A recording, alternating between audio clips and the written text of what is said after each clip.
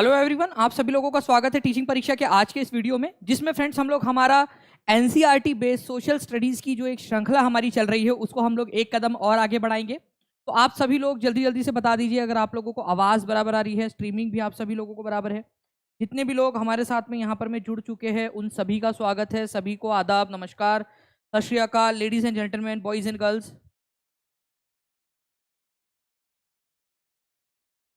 चलिए, I think आप लोगों को आवाज़ जो है बिल्कुल क्लियर आ रही है। एक बार कंफर्म कर दीजिए फ्रेंड्स।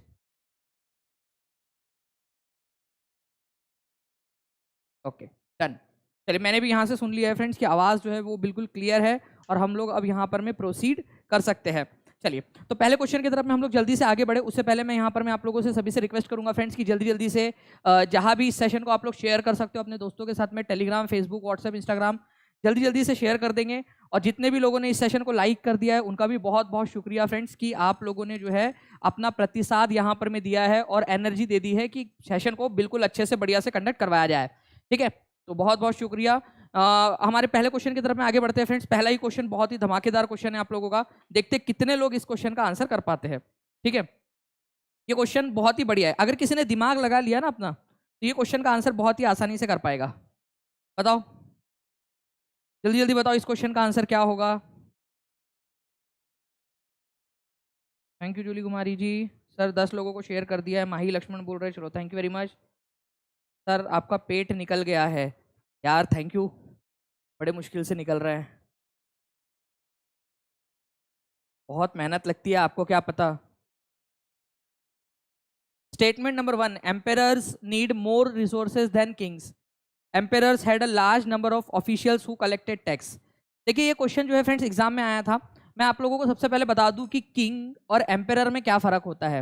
बेसिकली सम्राट और राजा में क्या फर्क होता है। अगर मान लीजिए एक छोटा सा इलाका है, ठीक है, एक छोटा सा राज्य है, ठीक है, तो इसके राज्य, ये राज्य है आप लोगों का, राज्य है, तो इसका जो होगा वो होगा राजा। ठीक है, और मान लीजिए कि बहुत बड़ा सा साम्राज्य है, साम्राज्य, साम्राज्य, तो इसको क्या बोलेंगे आप लोग, इसको बोलेंगे आप लोग यहाँ पर में, इसका जो रहेगा उसको बोला जाएगा सम्राट। तो आपको राजा बनना है या सम्राट बनना है? ओ मेरा लाला राजा बेटा, ठीक है, खाना खा ले मेरा राजा बेटा, ऐसा नहीं बोलना।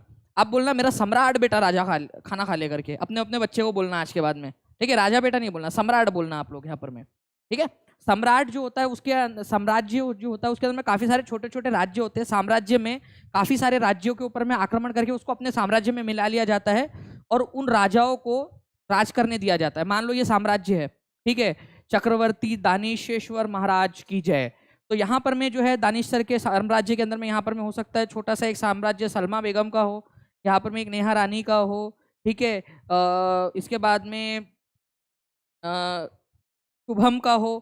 तो अलग अलग लोगों के छोटे छोटे साम्राज्य राज्य जो है इसके अंदर में हो सकते हैं आप लोगों के। तो आपको ये याद रखना है कि एम्पेरर जो है वो बड़ा होता है, तो ऑब्वियस सी बात है उसको ज्यादा रिसोर्सेज की जरूरत पड़ेगी, ज्यादा पैसों की जरूरत पड़ेगी। भाई छोटा सा राज्य था यार, तब कम पैसे की जरूरत पड़ी थी। अब देखो इतना बड़ा साम्राज्य हो गया, अब ज्यादा पैसों की, ज्यादा रिसोर्सेज की जरूरत पड़ेगी, ज्यादा बड़ी सेना रखनी पड़ेगी। पहले छोटा राज्य था तो छोटे से में काम चल जाता था, अब बड़ा वाला है तो बड़ा वाला, ज्यादा पैसे, ज्यादा रिसोर्सेज की जरूरत पड़ेगी। तो आपको याद रखना है फ्रेंड्स कि सम्राटों को राजाओं की तुलना में ज्यादा संसाधनों की आवश्यकता होती है। सम्राटों के पास बड़ी संख्या में कर इकट्ठा करने वाले अधिकारी होते हैं, ज्यादा बड़े लोगों में। फिर मैं आप लोगों को, बहुत सारे लोगों को जॉब पे रख लूंगा, ठीक है, कि भाई चलो यार टैक्स इकट्ठा करना है, ज्यादा रिसोर्सेज की जरूरत है, मैं एम्पेरर बन गया हूँ, तो मुझे ज्यादा लोगों की जरूरत है, तो सब लोगों को टैक्स इकट्ठा करने के लिए रख दूंगा ताकि हम लोग जो है सेना वगैरह को अच्छे से, सेना के पैसे दे सके, सेना सैनिक लोग रख सके, साम्राज्य के अंदर में विस्तार वगैरह कर सके वगैरह वगैरह। तो दोनों के दोनों जो है आप लोगों के क्या है फ्रेंड्स, बिल्कुल सही है। Both 1 and 2 are true and A1 is the explanation of 2। देखिए कितना प्यारा क्वेश्चन था, मतलब कितना बढ़िया तरीके से आप लोगों ने समझ लिया। यहाँ पर मैं चाहे 42% लोगों ने ही, 42 क्या, 42 भी छोड़िए, कितना परसेंट लोगों ने आंसर दिया, 37% लोगों ने आंसर दिया है, केवल 37। लेकिन अब आपको समझ में आ गया होगा। एक बार जल्दी से यहाँ पर मेरे को हाथ ऊपर करके बता दीजिए, जल्दी से सभी लोग लिख देंगे यहाँ पर में कि जी हाँ सर अब समझ में आ गया। और लाइक का बटन भी सारे के सारे, जितने लोग यहाँ पर में जुड़े हुए सारे के सारे लोग लाइक का बटन भी दबा देंगे कि जी हाँ सर अब समझ में भी आ गया एकदम। और अब तो बिल्कुल ऐसा क्वेश्चन आने तो अब गर्दा उड़ा के आएंगे इसका। ठीक है, चलिए तो इस तरीके से आप लोगों ने ये करना था, क्वेश्चन को समझ गए होंगे आप लोगों को। एक्चुअल एग्जाम का क्वेश्चन है जो मैंने आपको कराया, ये क्वेश्चन आप लोगों का 25 जनवरी के दिन सीटेट की एग्जाम के अंदर में पूछा गया था। एनसीईआरटी बेस्ड क्वेश्चन है, हो सकता है बिहार की एग्जाम में पूछ ले आप लोगों से, हो सकता है आप लोगों से DSSB में पूछ ले, हो सकता है कि सीटेट में फिर से रिपीट करके पूछ ले, हो सकता है आप लोगों से सुपर टेट के अंदर में पूछ ले। आगे बढ़ते हैं फ्रेंड्स हम लोग यहाँ पर में, ठीक है।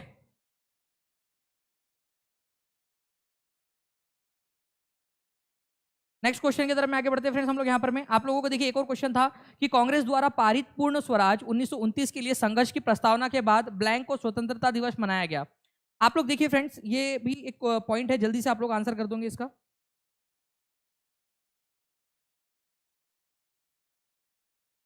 देखिए ध्यान से, अगर मैं बात करूं यहाँ पर मैं आप लोगों के पूर्ण स्वराज की, तो 1929 का जो कांग्रेस का रिजोल्यूशन था, आप लोगों का कांग्रेस का पूर्ण स्वराज के लिए रिजोल्यूशन लिया गया कि अब हमको पूरी आजादी चाहिए। पूर्ण स्वराज का मतलब पूरी आजादी। और हम लोगों ने ना सांकेतिक तौर पर इंडिपेंडेंस डे मनाया था, सांकेतिक तौर पर कि भाई ऐसे ही प्यार से आज़ादी की ललक जगह सब लोगों के अंदर में, इसलिए हम लोग इंडिपेंडेंस डे मनाएंगे। तो 1929 के बाद में आता है 1930, ये दिसंबर में हुआ था आपका, दिसंबर 1929 में। तो 26 जनवरी को हमने पहला इंडिपेंडेंस डे मनाया था सांकेतिक तौर पर, ठीक है, स्वतंत्रता दिवस के रूप में हम लोगों ने मनाया था इसको। तो आंसर आप लोगों का हो जाएगा ऑप्शन नंबर 2, 26 जनवरी 1930। ये कंसेप्ट आप लोगों ने ध्यान रखना है फ्रेंड्स, इंपॉर्टेंट है, एग्जाम के अंदर में पूछा जा सकता है। 84% लोगों ने बिल्कुल सही आंसर दिया था। नेक्स्ट क्वेश्चन की तरफ में आगे बढ़ते हैं हम लोग यहाँ पर में। उससे पहले आपको बता दूं कि 1929 दिसंबर 1929 का सेशन कहाँ हुआ था। ये सेशन हुआ था फ्रेंड्स आप लोगों का लाहौर के अंदर में। तो ये याद रखेंगे आप लोग, 1929 का कांग्रेस का सेशन कहाँ हुआ था। जल्दी से सभी लोग लिखो, ठीक है, वो जगह का नाम लिखो जहां पर में ये सेशन हुआ था। उसके अध्यक्ष कौन थे, तो पंडित जवाहरलाल नेहरू जो है वो अध्यक्ष थे 1929 में कांग्रेस के। तो प्लीज इसको थोड़ा सा आप लोगों ने याद रखना है कि ये हुआ था आप लोगों का लाहौर के अंदर में, ठीक है। कहा हुआ था, लाहौर में, लाहौर के अंदर में हुआ था, ये याद रखेंगे आप लोग। इंपॉर्टेंट पॉइंट है, एग्जाम के अंदर में आप लोगों से पूछा जा सकता है, तो please be ready for this question as well. Next point की तरफ में हम लोग आगे बढ़ते हैं फ्रेंड्स आप लोगों के। इसका आंसर तो आपका ऑप्शन नंबर 2 हो गया। मेजोलिथिक पीरियड के अंदर में कौन से वाले चेंज देखने के लिए मिलते हैं, चलो, हिंगा लाला हु, इसका आंसर करो जल्दी से। मेजोलिथिक पीरियड के समय में कौन सी चीजें देखने के लिए मिलती है।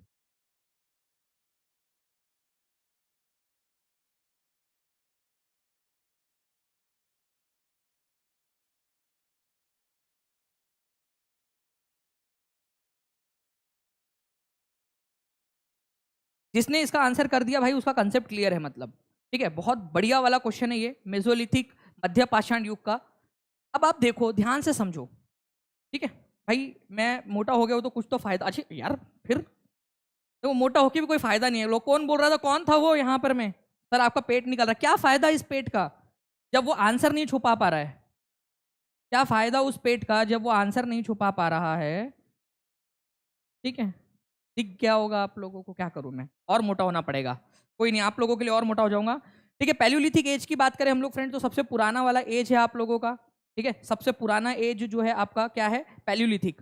इस समय काल के अंदर में आइस एज चल रहा था, आइस एज, ये याद रखना है आप लोगों ने, आइस एज इस समय में चल रहा था, ice age, okay, ice age. पृथ्वी बहुत ज्यादा ठंडी थी। मेजोलिथिक एज के अंदर में आपको पर्यावरण में, इन्वायरमेंट के अंदर में चेंजेस देखने के लिए मिलते हैं, इन्वायरमेंट में चेंजेस। बट कैसे चेंजेस देखने के लिए मिले आपको, आपको जो है पृथ्वी कोल्ड, कोल्ड जो थी पृथ्वी वो अब वार्म हो गई, वार्म हो गई पृथ्वी, अब गर्म हो गई, गर्म हो गई थी पृथ्वी, हल्की सी गर्म हो गई। तो बर्फ जो थी वो पिघल गई, बर्फ जब पिघल गई तो बहुत सारे मैदान खाली हो गए जिसके ऊपर में बर्फ पिघली हुई थी, बर्फ जमी हुई थी, अब वो मैदान खाली हो गए, तो वहां पर में घास उगने लगी, घास हरी वाली, हरी हरी घास, ठीक है, इस तरीके से घास उगने लगी। तो घास के मैदान उगने लगे क्योंकि जिस जमीन पर बर्फ जमी हुई थी वो जगह खाली हो गई, वहां पर में क्या हुआ फ्रेंड्स, ठीक है, ठीक है, वो जगह खाली हो गई, पानी की उपलब्धता थी जिस वजह से घास के मैदान विकसित वहां पर में हो गए आप लोगों के। तो आप लोगों को याद रखना है फ्रेंड्स कि इस जगह पे घास, इस समय काल के अंदर में, मध्य पाषाण युग के अंदर में, एक तो आपको पृथ्वी गर्म होते हुए मिलेंगी, पर्यावरण में चेंज देखने के लिए मिलता है, इन्वायरमेंट में चेंजेस देखने के लिए मिलते हो आप लोगों को, ठीक है। उसके बाद में जो है फ्रेंड्स आप लोगों को ग्रास लैंड्स देखने के लिए मिले क्योंकि जमीन जो है अब एक्सपोज हो गई थी, ठीक है, पहले बर्फ जमी हुई थी उसके ऊपर में। तो आंसर इसका ऑप्शन नंबर ए हो जाएगा, मेसोलिथिक एज के अंदर में आप लोगों को ये देखने के लिए मिलता है, ठीक है। चलो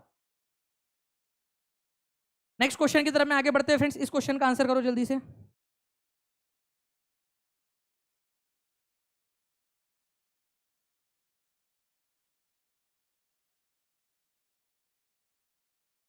जल्दी होंगी एसएसटी पेडागोजी भी।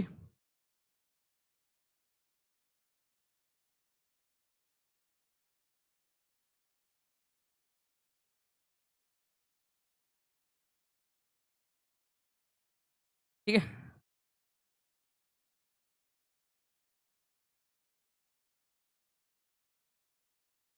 देखिए अगर मैं बात करूं, बिपिन चंद्र पाल सहित 3 स्वतंत्रता सेनानियों को लाल बाल पाल के नाम से जाना जाता है। तो बिपिन चंद्र पाल और थे दो, और कौन थे? सुभाष चंद्र बोस, बाल गंगाधर तिलक, लाला लाजपत राय, या फिर यहाँ पर में और कोई इनमें से। ठीक है, तो आंसर क्या हो जाएगा फ्रेंड्स आप लोगों का? यहाँ पर में आंसर हो जाएगा बाल गंगाधर तिलक और Lala Lajpat Rai. Answer is option number B. तो ऑप्शन नंबर बी जो है यहाँ पर में आप लोगों का करेक्ट हो जाएगा। तो answer is option number B. Bengal, Maharashtra और पंजाब से, ठीक है, बंगाल से थे, ठीक है, आप लोगों के बिपिन चंद्र पाल बंगाल से, महाराष्ट्र से थे बाल गंगाधर तिलक, और पंजाब से थे लाला लाजपत राय। इनको लाल, बाल और पाल के नाम से जाना जाता है। बाल, लाल, पाल बोलो, पाल, पाल, लाल बोलो, जो बोलना है आप लोग बोल लो इनको। ये लोग क्या थे?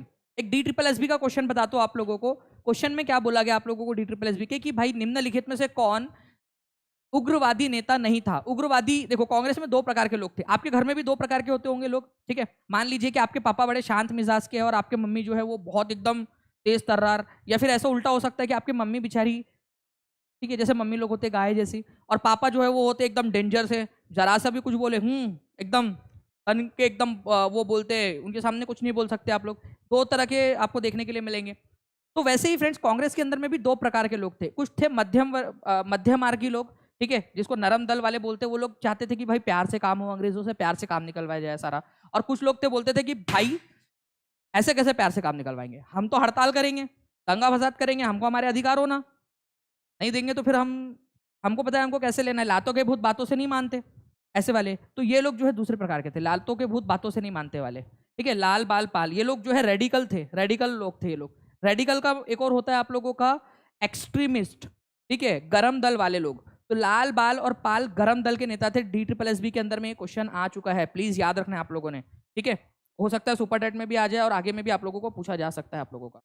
ठीक है, पूजा मेश्राम जी नहीं, अभी तक तो हुई नहीं, कोई नजर में होंगी तो बताना आप।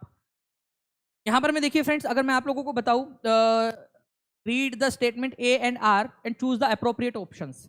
चलो, ये दो ऑप्शन है, आप दो पॉइंट है आप लोगों के, आप लोग पढ़िए जल्दी जल्दी से। ठीक है, और बताइए इसका आंसर क्या होगा। जितने भी लोग देख रहे हैं टीचिंग परीक्षा चैनल को जल्दी जल्दी से सब्सक्राइब भी करते रहेंगे, और चैनल को सब्सक्राइब करने के साथ में ही सेशन को लाइक भी कर दीजिए। कमेंट में सभी लोगों के आंसर्स आते रहने चाहिए। बताइए आंसर क्या होगा इसका। एंड कॉन्ग्रेचुलेशन फ्रेंड्स, मुझे पता ही नहीं चला कि देखिए सेशन के बीच में ही आप लोगों का 2,13,000 का परिवार हो गया। मुझे लगा था सेशन के बाद होगा, लेकिन आप लोगों ने तो सेशंस के पहले ही कर दिया है।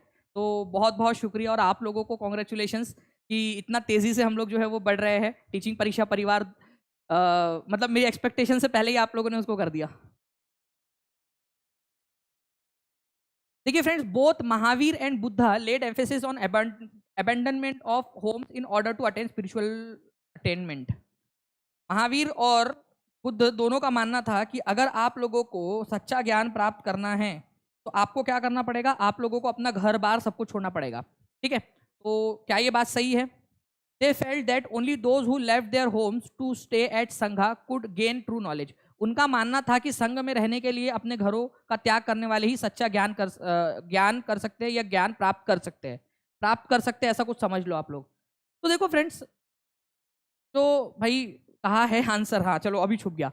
देखिए फ्रेंड्स, अगर मैं आप लोगों को बताऊं यहाँ पर में, तो वर्धमान महावीर, ठीक है, वर्धमान महावीर जैन धर्म के 24वें नंबर के तीर्थंकर, और गौतम बुद्ध, ठीक है, बौद्ध धर्म के संस्थापक, इन दोनों का ही मानना था, ठीक है, कि भाई अगर आपको सच्चा ज्ञान प्राप्त करना है, ट्रू नॉलेज अगर आप लोगों को प्राप्त करना है, ठीक है, सच्चा ज्ञान आपको प्राप्त करना है, ज्ञान की प्राप्ति करनी है, तो आपका घर का त्याग करना आवश्यक है। घर का त्याग तो आपको करना ही पड़ेगा, क्योंकि जो लोग घर का त्याग करके संघ में रहते हैं, वही लोग, संघ मतलब आपको पता है मोनास्ट्रीज, मठ वगैरह बनाए जाते थे, बौद्ध भिक्खु भिक्खुनी या जैन संघ के जो लोग होते थे वो एक साथ रहा करते थे, और एक साथ रहकर वो लोग ज्ञान मेडिटेशन करते थे, ज्ञान प्राप्त करते थे, चीज़ें सीखते थे।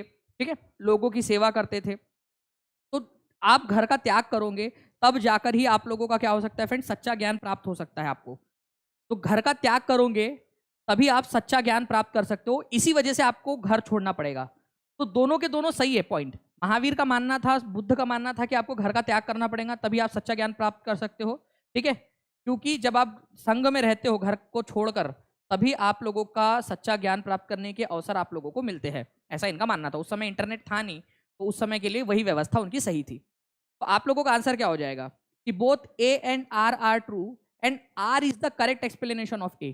तो देखो ए इज द आंसर, आपकी सीटेट के आंसर की से लगा दिया मैंने आप लोगों का, बिल्कुल आपको समझा के कि भाई सच आपको घर क्यों छोड़ना है, घर क्यों छोड़ना है कि भाई घर वाले जो है वो देर तक सोने नहीं देते, जल्दी से उठा देते, सुबह सुबह उठ, करमजली पता नहीं किस घड़ी में पैदा हुई थी, सोई रहती है, काम नहीं करती, ससुराल में जाके क्या बोलेंगी, ससुराल वाले बोलेंगे कि माँ ने कुछ सिखा के नहीं भेजी क्या।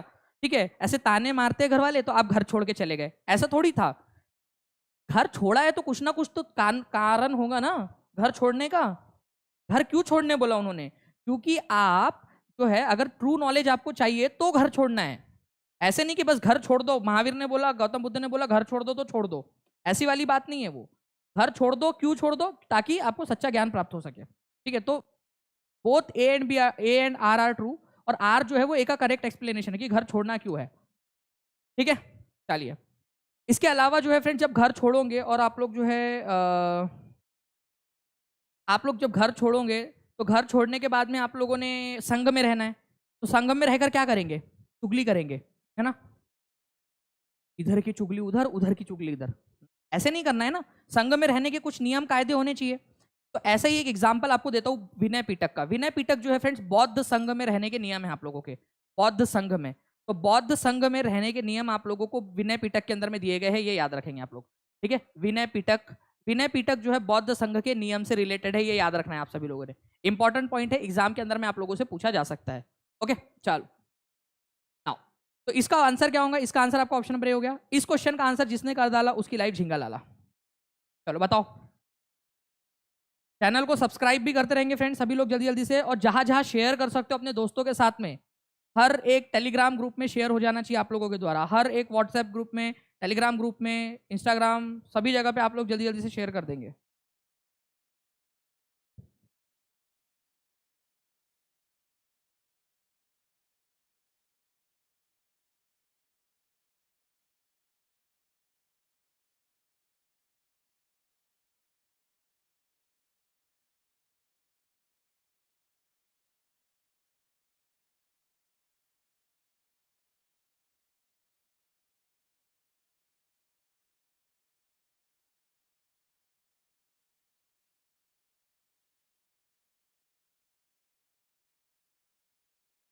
बताइए आंसर क्या होगा इसका।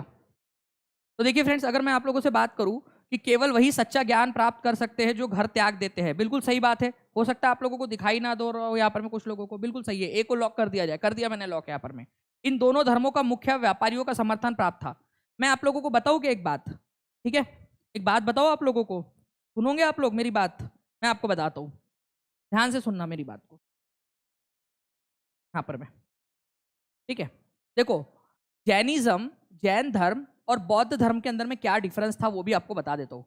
जैन धर्म जो था इसको, ठीक है, इसको व्यापारियों का समर्थन हासिल था, व्यापारियों का, व्यापारियों का, व्यापारियों का, ठीक है, व्यापारियों का। और यहाँ पर में जो लोग थे ना इनका, इसको जो जो सो कॉल्ड अनटचेबल या लोअर कास्ट माने जाते थे, लोअर कास्ट के जो लोग माने जाते थे या लोअर वर्ण के जो माने जाते थे, उनका समर्थन ज्यादा हासिल था।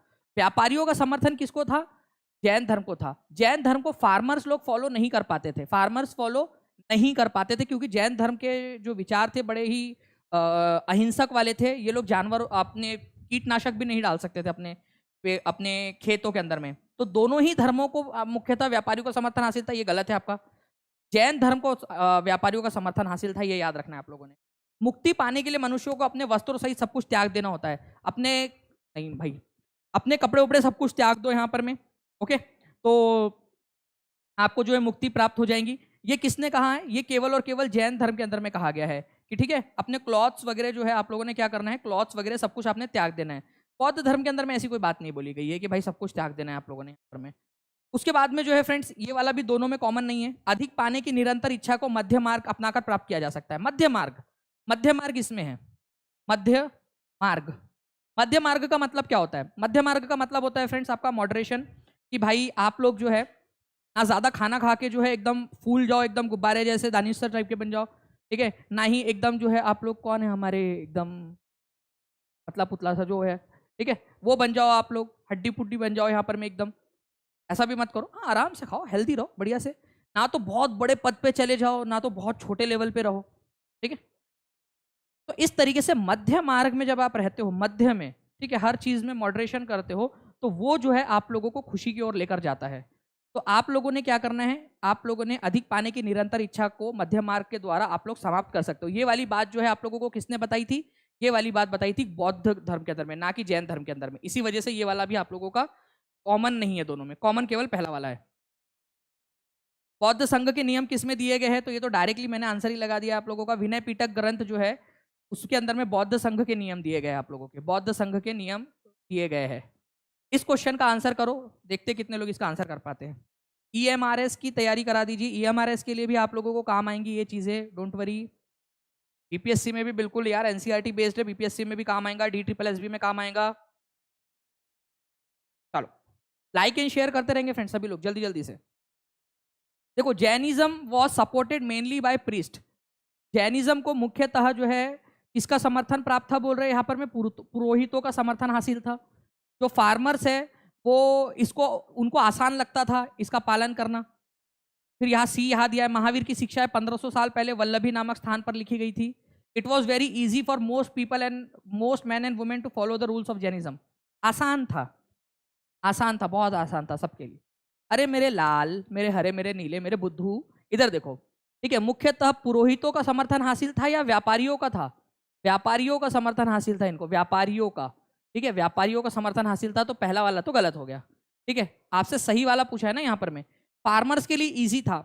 अब जैन धर्म के अंदर में जो है ना, एक कीड़े को भी मारना अलाउड नहीं है। तो आप जो है बताओ मेरे को एक बात, क्या आप लोग अपने खेत के अंदर में कीटनाशक डाल के जो है वो सारे के सारे जो कीड़े मकोड़े उनको मार सकते हो क्या? नहीं मार सकते। तो फार्मर्स लोगों के लिए बड़ा खतरनाक मतलब स्थिति उत्पन्न हो जाती थी कि वो लोग उसको फॉलो नहीं कर पाते थे, ठीक है। तो यहाँ बोल रहा है इजी था, नहीं भाई टफ था उनके लिए, ठीक है। महावीर के जो टीचिंग्स थी वो मैक्सिमम लोगों के लिए बहुत आसान थी, मैन और वुमेन के लिए। अच्छा मेरे को एक बात बताओ, आप लोगों के लिए सख्त अहिंसा का पालन करना, अहिंसा, अहिंसक रहना है आप लोगों ने, कुछ भी हिंसा नहीं करनी है आप लोगों ने, किसी को भी नहीं मारना है। ये मच्छर आया आपके, मच्छर काट ले बेटा, काट ले, दर्द हो रहा है लेकिन तू काट ले, हो सकता है तेरे बीवी बच्चे आज भूखे होंगे, तू मेरा खून लेकर जा रहा है, ठीक है, काट ले। देखो मार नहीं सकते ऐसे, फू करेंगे, क्या पता वो फूक से मर जाए बेचारा, कमजोर हो, नहीं मारना उसको, ठीक है। उसके बाद में चींटी ना जा रही है, चींटी को भी नहीं मारना है आप लोगों ने, ठीक है। और आपको पता है कि वो दिगंबर परंपरा, श्वेतांबर परंपरा के अनुसार वो लोग मुंह पे पट्टी बांधते हैं ताकि बैक्टीरिया भी ना मरे करके। तो बेसिकली एक काफी अच्छी चीज है, अगर आप लोगों ने इतना संयम अपने अंदर में ला लिया तो बहुत अच्छी बात है जैनिज्म के अंदर में, ठीक है। लेकिन मैक्सिमम लोग ये संयम ला नहीं पाते, बहुत मेहनत लगती है। आपको महावीर जैसा जो है वो प्रण लेना पड़ेगा, महावीर जैसा बनना पड़ेगा, आपको अपने ऊपर में संयम रखना पड़ेगा, तब जाके आप वो ला पाओगे। तो काफी सारी लोगों के लिए बड़ा टफ काम था ये वाला लेकर आना, ये सारी चीजों को। ओके, तो ये भी गलत है। हाँ, महावीर ने जब टीचिंग दी थी अपनी शुरुआत में, तो महावीर की जो टीचिंग थी वो पहले ओरली ट्रांसमिट होती थी।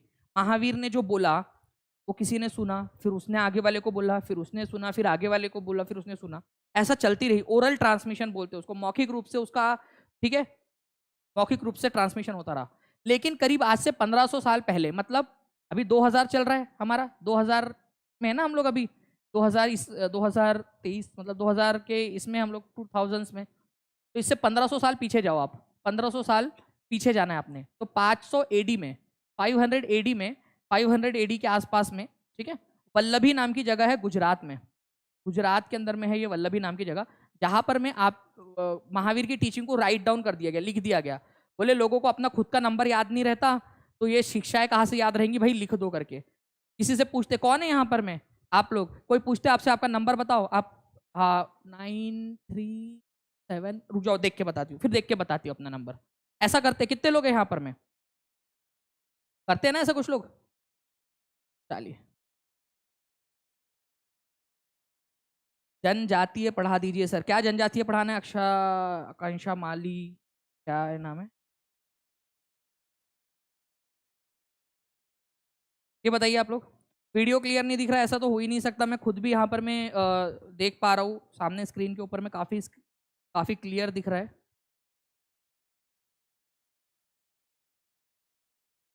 मतलब इतना क्लियर दिख रहा है कि भाई मेरे को तो लग रहा है बहुत ज्यादा ही क्लियर दिख रहा है एकदम।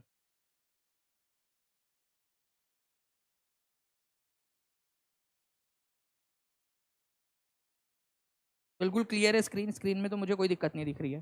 ठीक है, रॉलेक्ट एक्ट जो है फ्रेंड 360p पे देखिए आप लोग, कोई दिक्कत नहीं आएगी। रॉलेक्ट एक्ट जो है आप लोगों का, उसने पुलिस की शक्तियां बढ़ाई और लोगों के अधिकार कुचल दिए, रॉलेट एक्ट ने। उसके बाद में मोहम्मद अली जिन्ना, महात्मा गांधी और ऐसे और भी जो दूसरे लोग थे, उन्होंने जो है ऐसा कहा कि सरकार के पास में ऐसा कोई अधिकार नहीं है कि वो लोगों की स्वतंत्रता को सीमित कर सके। तीसरा पॉइंट बोल रहा है कि ये हिंदू और मुस्लिम दोनों के द्वारा जो है रॉलेट एक्ट का समर्थन किया गया, लेकिन ये फिर भी ऑल इंडिया लेवल का स्ट्रगल नहीं बन पाया। मैं आप लोगों को एक बात बताऊं आज, ठीक है, दिल से बता रहा हूं आप लोगों को, एक बात तो समझ लो यार। रॉलेट एक्ट अगर इंसान होता, रॉलेट सत्याग्रह अगर इंसान होता, उसको बड़ा बुरा लगता। भाई मैंने पहली बार, first time all India level का स्ट्रगल बना था कोई, first time all India level का स्ट्रगल, ऑल इंडिया लेवल का स्ट्रगल। उसको कितना बुरा लगता कि आपने उसका अपोजिट लिख दिया, ऑल इंडिया स्ट्रगल। पहली बार कोई ऑल इंडिया लेवल पे स्ट्रगल हुआ था पूरे भारत में एक साथ, तो वो था आपका ये वाला रॉलेट सत्याग्रह, रॉलेट एक्ट के खिलाफ। 1919 में जो रॉलेट एक्ट पास किया गया था उसके खिलाफ। तो ये तो उल्टा लिखा है कि कुड नॉट टर्न, बन नहीं पाया, वो बोल रहा है इस ऑल इंडिया जो है वो राष्ट्रव्यापी संघर्ष नहीं बन पाया। तो ये तो गलत है बिल्कुल। और जहां जहां सी है काटो, सी को काटो, सी को काटो, आंसर इज ए, खत्म। ठीक है, आंसर इज ए। कितना इजी क्वेश्चन था ये, एक्चुअल क्वेश्चन जो एग्जाम के अंदर में आप लोगों से पूछा गया। रॉलेट एक्ट आया कब था? रॉलेट एक्ट आया था 1919 के अंदर में। इसने क्या किया, पुलिस को शक्तियां दे दी कि अगर आपने अंग्रेजों के खिलाफ कुछ भी बोला तो पुलिस आपको उठाकर लेकर जाएंगी, चल नहीं बेटा तू चल पुलिस स्टेशन चल, और 2 साल के लिए आप लोगों को जेल में बंद रखेंगी बिना किसी के बिना जज के सामने प्रस्तुत किए। मतलब अगर आपको गलती से भी उठा के लेके चले गए तो भी आप लोगों को जो है कम से कम 2 साल तक जेल में रहना पड़ सकता है। लोगों के अधिकार कुचल दिए गए, बोलने का अधिकार कुचल दिया गया। ठीक है, मोहम्मद अली जिन्ना, महात्मा गांधी, ऐसे जो बड़े बड़े उस समय के नेता थे, उन सब ने इसका विरोध किया रॉलेट एक्ट का, क्योंकि इसके अंदर में ये था कि अगर आपको पुलिस ने पकड़ लिया तो 2 साल तक बिना किसी कारण के भी आपको जेल में रख सकती थी। तो ये काला कानून था, तो सबने इसका विरोध किया। महात्मा गांधी ने भी, मोहम्मद अली जिन्ना ने भी, और बड़े बड़े जो उस समय के नेता थे सबने इसका विरोध किया। तो ये दोनों के दोनों सही है आपके। इस तरीके से आप लोगों को याद रखना था इस चीज को। ठीक है, चलिए। इंडिया की जनजातियां बिल्कुल मैं पढ़ा दूंगा, डोंट वरी। और पेडागोजी का भी तैयार है, पेडागोजी बहुत जल्दी आएगा आपका सेशन, पेडागोजी का भी। ठीक है, जल्दी जल्दी से आप सभी लोग जो है लाइक एंड शेयर करते रहिए। मैं बहुत जल्दी पेडागोजी के भी सेशन आप लोगों को करवाऊंगा, ईवीएस और एसएसटी पेडागोजी दोनों करवाऊंगा आप लोगों को। नाउ फ्रेंड्स, रॉलेट एक्ट 1919 में आया था, ये आप लोगों को याद रखना है। एक चीज मैं आप लोगों को बताऊं कि महात्मा गांधी और मोहम्मद अली जिन्ना दोनों ने ही इसको क्या कहा था, शैतानी कानून कहा था। ठीक है, शैतानी कानून है ये, शैतानी करतूत और निरंकुशवादी कानून था ये, शैतानी कानून था। ठीक है, शैतानी कानून। आप लोगों को एक चीज और बताऊं, गांधी जी ने इसके खिलाफ, इस रॉलेट एक्ट के खिलाफ, रॉलेट एक्ट 1919 के खिलाफ गांधी जी ने एक डे मनाया था जिसको रॉलेट सत्याग्रह डे भी बोलते हैं, और इसको एक और नाम गांधी जी ने दिया था, स्पेशल वाला नाम। 6 अप्रैल को पूरे देश भर में एक साथ हड़ताल की गई और इस दिन का नाम रखा गया day of humiliation and prayer. ठीक है, day of humiliation and prayer, अपमान और याचना का दिवस। अपमान, हमारा अपमान किया गया, हमको 2 साल के लिए उठा के लेके जाएंगे, इतनी हिम्मत तुम्हारी। मतलब हमने कुछ भी बोल दिया तो 2 साल के लिए तुम जेल डाल दोगे हम लोगों को। अरे यहाँ हमारी सीटेट की एग्जाम निकल जाएंगी, बीपीएससी निकल जाएगा, सुपर टेट DSSS भी निकल जाएगा, पता चले आपको डाल दिया उन्होंने जेल में उठा के, तो अपमान हो रहा है आप लोगों का।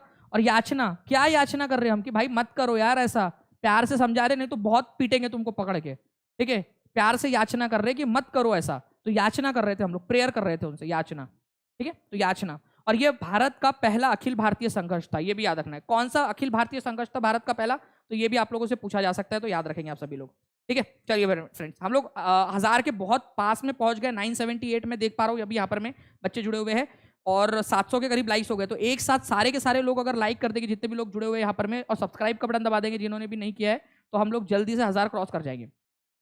निम्नलिखित में से किस गुप्त शासक ने महाराजा अधिराज की उपाधि धारण की थी?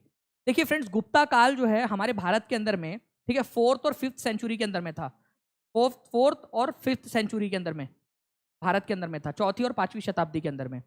महाराजा अधिराज की उपाधि धारण करने वाले 2 शासक हुए हैं इनके यहाँ पर में, ये याद रखना है आप लोगों ने। सबसे पहला जो महाराजा अधिराज की उपाधि धारण की थी वो की थी चंद्रगुप्त वन ने, ठीक है, चंद्रगुप्त बोलो या चंद्रगुप्त वन बोलो, चंद्रगुप्त जो था उनका शासक वो, और उसका बेटा समुद्रगुप्त वो, इन दोनों ने क्या किया था, इन दोनों ने जो है फ्रेंड्स महाराजा अधिराज की उपाधि धारण की थी।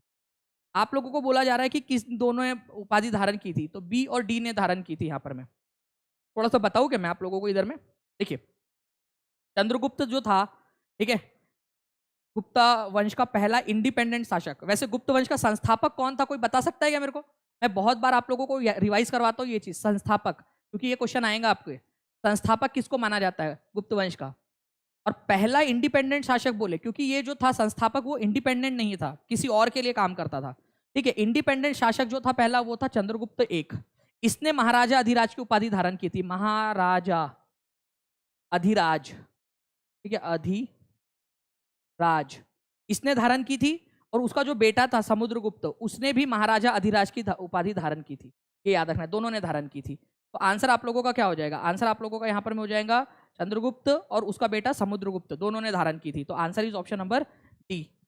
हाय भाई आंसर, अब देखो अब छुपा नहीं रहा तो आ नहीं रहा आंसर, बड़ा चालाक है ये, ठीक है। चलो क्या बात है, 997 और 750 लाइक्स। आगे बढ़ते हैं हम लोग फ्रेंड्स। यहाँ पर में श्रीगुप्त जो है ये संस्थापक थे, ये याद रखना है आप लोगों ने, श्रीगुप्त, ये भी लिख लो, गुप्ता वंश के संस्थापक श्रीगुप्त, गुप्ता वंश के संस्थापक, ये याद रखना है आप लोगों ने, ठीक है। अच्छा, इस क्वेश्चन का आंसर जिसने कर डाला उसकी लाइफ झिंगा लाला। जल्दी जल्दी बताओ इसका आंसर क्या होगा आप लोगों का, इस क्वेश्चन का आंसर कीजिए आप लोग। आप लोगों को बोला है match the following in the context of campaigns of Mughal Kings and choose the appropriate option. Chanderi की लड़ाई, चौसा की लड़ाई, अहमदनगर और बीजापुर। भाई ये मेरा ना ये बड़ा फेवरेट है, अहमदनगर और बीजापुर वाला। पता है क्यों? क्योंकि ये टफ है, और जहां टफ होती है ना चीजें वहां पर में अपॉर्चुनिटी होती है। मैं आप लोगों को ताल ठोक कर बोल सकता हूँ फ्रेंड्स कि जहां चीजें हार्ड होती है ना वहां पर में चीजें टफ होती है। अगर चीजें आसान होंगी तो सब कर लेंगे, फिर आप कैसे करोगे? तो अहमदनगर और बीजापुर, ठीक है, मैं आप लोगों को बताता हूँ इसके बारे में। भाई आंसर छुप सकता है क्या? हाँ, आया ही नहीं अभी, चीटिंग है ये, बहुत चीटिंग कर रहा है ये। देखिए फ्रेंड्स यहाँ पर में बीजापुर और ये गोलकुंडा है, ठीक है, और ये है अहमदनगर, ठीक है, अहमदनगर, ये है बरार और बीदर। देखिए फ्रेंड्स बरार जो है ये अकबर के समय में ही जीत लिया गया था, बीदर के ऊपर में बीजापुर ने कब्जा कर लिया था, ठीक है। तो बीदर बीजापुर का पार्ट बन गया बाद में, इस तरीके से बन गया था बीजापुर बाद में आप लोगों का। अहमदनगर को जीता था किसने? अहमदनगर को जीता था फ्रेंड्स आपके शाहजहां ने, ठीक है, ये याद रखना है आप लोगों ने, शाहजहां ने जीता था, ठीक है, अहमदनगर का एनेक्सेशन। और बीजापुर का एनेक्सेशन किसने किया था? बीजापुर का एनेक्सेशन किया था या बीजापुर को जीता था, ठीक है, औरंगजेब ने, औरंगजेब ने जीत कर मुगल साम्राज्य में मिला दिया था। और अहमदनगर को किसने जीता था? शाहजहां ने, शाहजहां ने। लिखो सभी लोग, दोनों में फर्क है, ये यहाँ पर में देखेंगे, ठीक है। तो फ्रेंड्स 1632 में 1632 में शाहजहां ने जो है अहमदनगर को जीता था, और औरंगजेब ने कब जीता था? बीजापुर और गोलकुंडा को। बीजापुर को जीता था उसने यहाँ पर में आप लोगों का 16, ठीक है, 85 में, और गोलकुंडा को जीता था 1687 के अंदर में। दोनों याद रखना है आप लोगों ने, दोनों के दोनों याद रखेंगे आप लोग, सभी के सभी लोग। औरंगजेब ने बीजापुर और गोलकुंडा को जीता था, बीजापुर को उसने जीता 1685 में, और गोलकुंडा को उसने जीता था 1687 में, औरंगजेब ने। अहमदनगर नाम का जो ये था राज्य, इसको किसने जीता? शाहजहां ने। बहुत ही इंपॉर्टेंट वाला पॉइंट है ये आप लोगों का, याद रखना है आप लोगों ने। एग्जाम के अंदर में अलग अलग एग्जाम्स में पूछ सकते, सीटेट में तो पूछेगा ही पूछेगा आप लोगों से, DSSB के अंदर में, बिहार एग्जाम के अंदर में आप लोगों से पूछ सकते हैं, सुपर टेट के अंदर में, यूपी टेट में, कहीं पे भी पूछा जा सकता ही है आपका, किसी भी गवर्नमेंट एग्जाम में भी और भी पूछ सकते हैं आपसे, ठीक है। तो अब इस क्वेश्चन को देखो आप लोग, इसको एलिमिनेट कर सकते हो क्या आप लोग? चलो पोल दे रहा हूँ, इसी से एलिमिनेट करके बताओ मेरे को। मैं आप लोगों को अपॉर्चुनिटी दे रहा हूँ यहाँ पर में कि आप लोग जो है इसको एलिमिनेट करके दिखाओ मेरे को, एलिमिनेट करके दिखाओ आप सभी लोग, जल्दी जल्दी से एलिमिनेट करो, ऑप्शन एलिमिनेशन की टेक्निक लगाओ।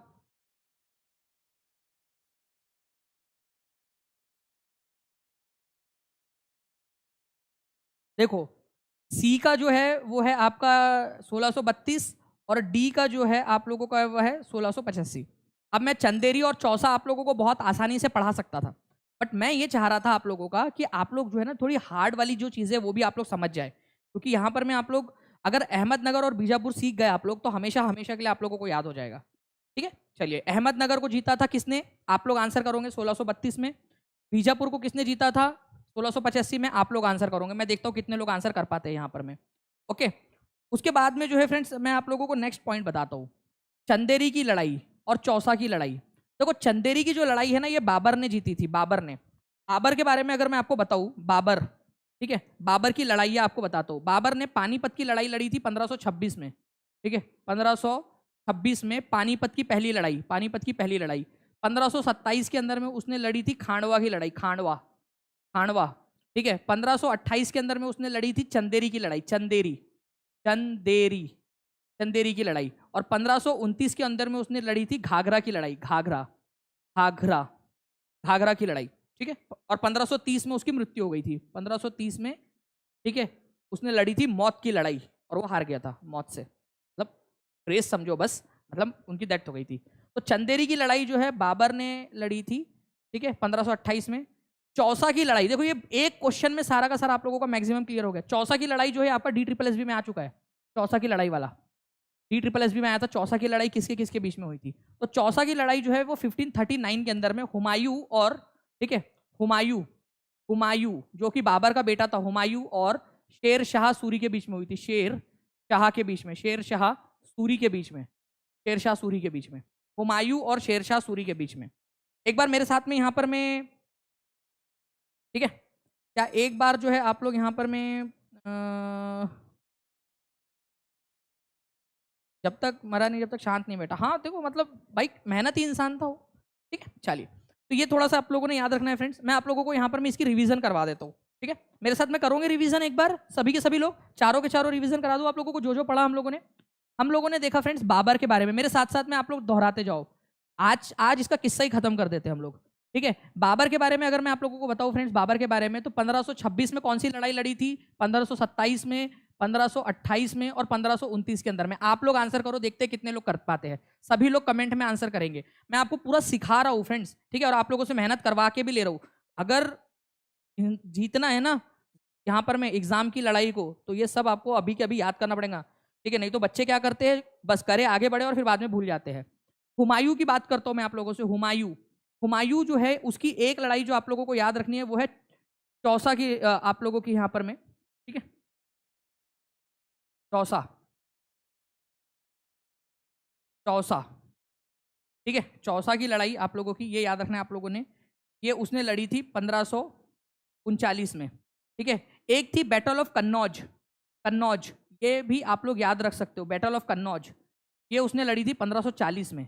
ये दोनों के दोनों लड़ाई उसने किसके खिलाफ लड़ी थी, दोनों के दोनों लड़ाई उसने लड़ी थी शेर शाह सूरी के खिलाफ, शेर शाह सूरी के खिलाफ, शेर शाह सूरी के खिलाफ लड़ी थी उसने। ये याद रखना है आप लोगों ने। उसके बाद में और भी आप लोगों को थोड़ी सी चुगली करता हूँ मैं इन लोगों के बारे में, मुगलों के बारे में। आ जाओ इधर में, ठीक है। हुमायूं के बाद में अकबर का छोड़ दो आप लोग, यहाँ पर मैं अभी मैं आपको बताता हूँ शाहजहां का, शाहजहां, ठीक है, जहान, शाहजहां का जो आपको याद रखना है वो है उसने जो है अहमदनगर, अहमद नगर को उसने कब जीता था, अहमदनगर को उसने जीता था 1632 में, जो आज हम लोगों ने पढ़ा है उससे रिलेटेड बता रहा हूँ। आगे में और भी बहुत सारी चीज़ें जो बताई जा सकती है आपको, उसको भी मैं बताऊंगा आपको, ठीक है। उसके बाद में औरंगजेब का, औरंगजेब का दो आप लोगों को याद रखना एग्जाम पॉइंट ऑफ व्यू से, औरंगजेब का, ठीक है। एक है आप लोगों का औरंगजेब का बीजापुर, बीजापुर, बीजापुर और गोलकुंडा, गोलकुंडा। सभी लोग कमेंट करेंगे और मेरे को हर एक बच्चे का कमेंट में आंसर दिखना चाहिए। मैं मेहनत कर रहा हूँ यहाँ पर मैं, तो आप लोगों की भी फ्रेंड्स यहाँ पर मैं मेरे को दिखनी चाहिए एफर्ट्स कि आप लोग भी कर रहे हो। औरंगजेब ने बीजापुर को 1685 में, 1685 में, और गोलकुंडा को 1687 के अंदर में कब्जे में ले लिया था। ओके, अब मैं आपको बताता हूँ ये वाली बात, पानीपत की पहली लड़ाई जो है आप लोगों की, पानीपत की पहली लड़ाई, पानीपत की पहली लड़ाई, ठीक है। इसके बाद में ये खांडवा की लड़ाई थी, खांडवा, खांडवा। ये थी आपकी चंदेरी की लड़ाई, चंदेरी, चंदेरी। और ये थी आप लोगों की यहाँ पर में, ठीक है, घाघरा, ठीक है। तो इस तरीके से जो है फ्रेंड्स ये आप लोगों से कुछ भी पूछा जा सकता है। पूरा का पूरा मैंने आप लोगों को यहाँ पर मैं आप लोग देख सकते हो पूरा आप लोगों को यहाँ पर पूरा लिख दिया और आप लोगों ने रिवाइज भी कर लिया। तो आप लोग अगर चाहते हो कि ऐसे ही मैं आपको रिवीजन के साथ साथ में पढ़ाता रहूं तो आप लोगों ने क्या करना है, आप लोगों ने जो है फ्रेंड्स ज्यादा से ज्यादा इस सेशन को लाइक करना है, शेयर करते रहना है अपने दोस्तों के साथ में, ताकि इस तरह से और भी बहुत सारे जो क्वेश्चन है आप लोगों के वो मैं आप लोगों को करवाता रहूं। ठीक है, बहुत सारे क्वेश्चन आप लोगों के लिए है और सारे के सारे क्वेश्चन मैं आप लोगों को करवाता रहूं। ओके, नेक्स्ट हमारे क्वेश्चन की तरफ में हम लोग आगे बढ़ते हैं जल्दी से। ठीक है, जस्ट अ सेकेंड।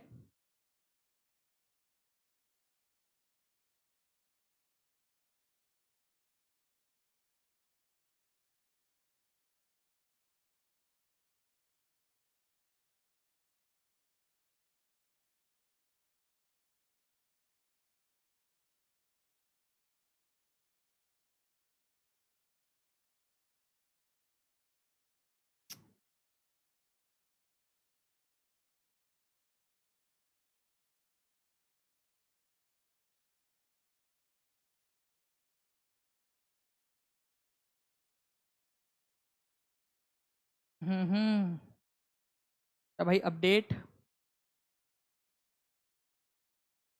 ठीक है, अब बताओ इसका आंसर। चीटिंग कर रहा तो नहीं किसी ने?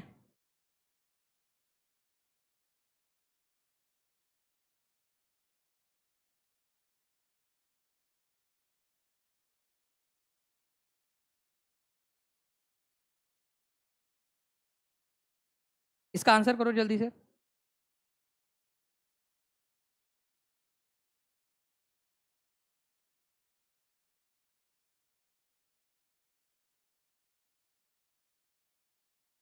इसका आंसर कीजिए आप लोग। देखिए फ्रेंड्स, यहाँ पर मैं आप लोगों को बहुत ही सिंपल सी बात है, आप लोगों को यहाँ पर मैं बोला गया है। ठीक है, जितने भी लोग यहाँ देख रहे हैं आप लोग ध्यान से समझिए यहाँ पर मैं इस चीज़ के अंदर में, यहाँ पर मैं आप लोगों को बोला गया है कि प्राकृतिक वनस्पति और वन्य जीव हमें कहाँ मिलते हैं। लिथोस्फीयर मतलब जमीन के ऊपर में, ठीक है, जल मंडल पर, वायुमंडल पर या जैव मंडल पर। देखो स्थल मंडल का मतलब होता है जमीन, जो आप लोगों की भूमि है, ठीक है, उसको बोला जाता है आप लोगों का स्थल मंडल। ठीक है, जल मंडल मतलब जहाँ पानी है, जहाँ भी जिस भी फॉर्म में हो पानी। पानी क्या लिक्विड फॉर्म में ही होता है हमारे अर्थ पर? नहीं, लिक्विड, सॉलिड और गैसियस। सॉलिड मतलब आइस के फॉर्म में, लिक्विड मतलब हमारा जो नॉर्मल वाटर है, और गैस मतलब वेपर के फॉर्म में, ठीक है, वाष्प के रूप में, तीनों फॉर्म में उसको जल मंडल कहा जाएगा, जहां भी जिस भी फॉर्म में हो पानी आपका।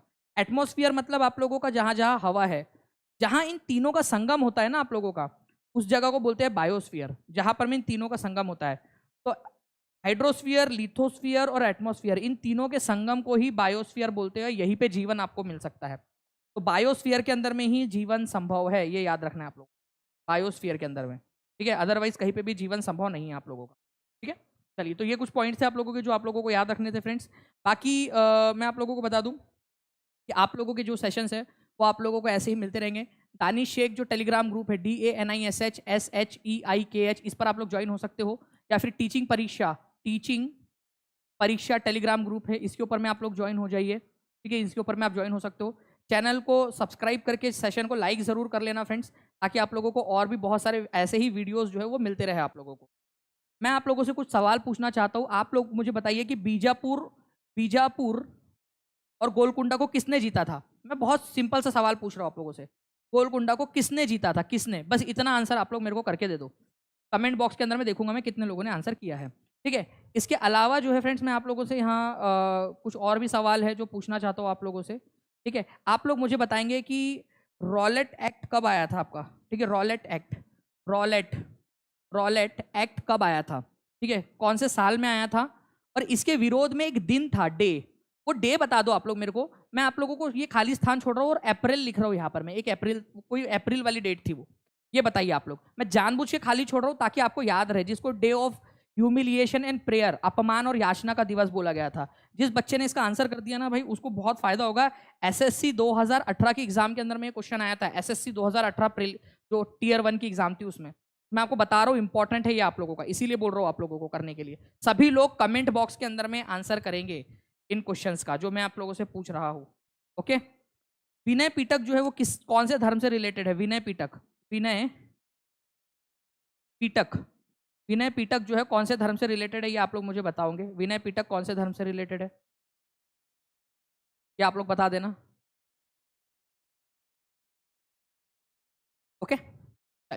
इसके अलावा आप लोग मुझे ये बता सकते हो फ्रेंड्स कि एम्पेरर बड़ा होता है, एम्पेरर, ठीक है, एम्पेरर, एम्पेरर मतलब सम्राट बड़ा होता है या फिर किंग बड़ा होता है, राजा, कौन बड़ा होता है दोनों में से? क्वेश्चन आ गया था ना एग्जाम में, तो हम लोगों ने चलो कर लिया इसको भी यहाँ पर मैं, ये भी आप लोग मेरे को कमेंट करके बता दोगे। चलिए, तो देखते हैं कितने लोग इन सारे क्वेश्चंस का आंसर कमेंट बॉक्स के अंदर में कर सकते हैं। कमेंट बॉक्स के अंदर में जरूर करोगे आप लोग, अपने दोस्तों के साथ में शेयर जरूर कीजिए आप। 5 बजे क्लास होती है टीचिंग परीक्षा के ऊपर में। टीचिंग परीक्षा चैनल को सब्सक्राइब करके बेल आइकन दबा देना, ताकि आप लोगों को ऐसे ही वीडियोस और मिलते रहे। मिलते हैं हमारे नेक्स्ट लेक्चर के अंदर में फ्रेंड्स, तब तक के लिए thank you very much, take care and bye, God bless you all, thank you very much.